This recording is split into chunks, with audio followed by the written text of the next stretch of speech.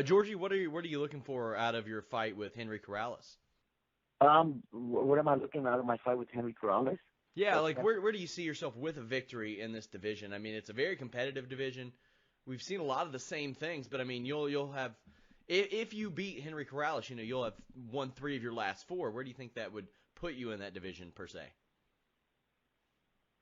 yeah. When I beat Henry, I feel like it puts me up there, but I want to get a few more victories, and it depends how I beat Henry. So when I beat him in a nice way, with the finish, will put me up there. But I know there's a few people ahead of me, Vichel and Sanchez. So I mean, I'm down to fight whoever they put me in front of me after that fight. That division's had a bit of a logjam for a while. It's been a lot of the same guys fighting forever.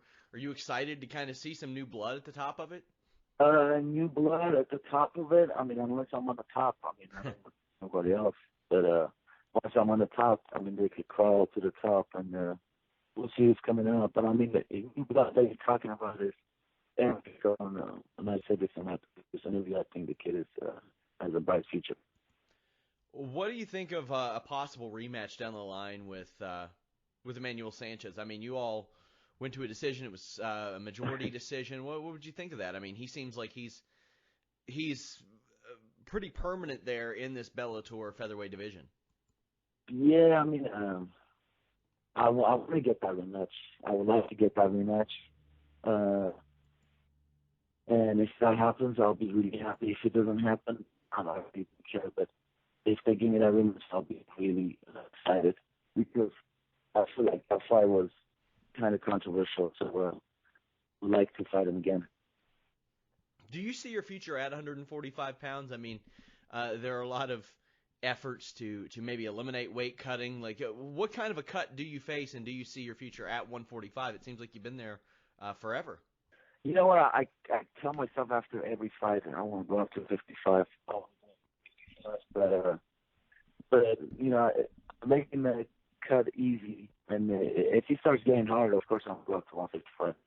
So what do you think the closest you've been to deciding to make that leap has been? I know you fought at 150. What was it last year? Yeah, last year it was 150 catchweight in Israel. But I mean, when I started this camp, I was 179, 178. So right, I mean, that's where I like to walk around when I'm eating my pizza and drinking my beer. So So that's a maybe pretty hopefully in hefty cut about a for you, year. yeah. Yeah. But I mean, if if I stick to that pizza and diet and beer diet, then maybe I'll for sure go up to 55. But I feel comfortable at 145, and but 55 is for sure on my radar. Have you fought there before? I know that like there are some of your early fights. It doesn't necessarily have weight information, but a lot of times we'll see people. They'll start off their career at a weight class. They'll drop down, find success there, and kind of hang out there. Or would this be your first fight at 155 if you decided to make that move? No, I actually fought 4 fights at 155 beginning of my career. I fought this kid Bobby Merrill, a big wrestler at 55, and I knocked him out the flying knee. But yeah, I had 4 fights at 55. I mean, most of the training partners during the camp are 70 and 55ers, So it is it's comfortable to train with them in the beginning of the camp because my weight is high.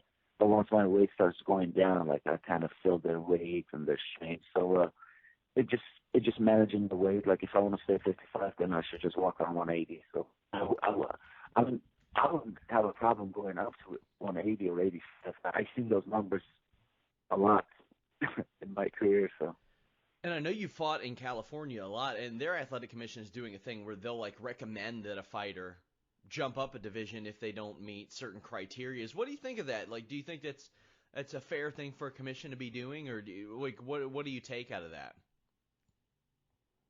I think the commission is just broke, and they're trying to find any way they could do to get money. And I think it's fucking stupid. Like, I mean, for the next week, they want us to show up at 157.5. And the day of the fight, you can't be over 160.5. And if you go over that, they try to recommend you. But I mean, really, I'm gonna listen to the commission guy that never fought in his life, doesn't know how to fucking cut weight, and he's gonna recommend me. So I'm just gonna tell him fuck off. So yeah, that's not like it's not like they're not finding you or anything. It's just them publicly like wagging their finger at you. Yeah. Yeah, my friend Cub just fought Brian Ortega, and he was telling me, I guess they're very annoying. They just follow you everywhere. They make you step on a scale. So, and I mean, a fight week. Ask any fighter. If someone annoys you, it's pretty annoying, because you're cutting weight and you're not in good mood. So I hope they know how to eat, and I hope they don't get bitch slapped.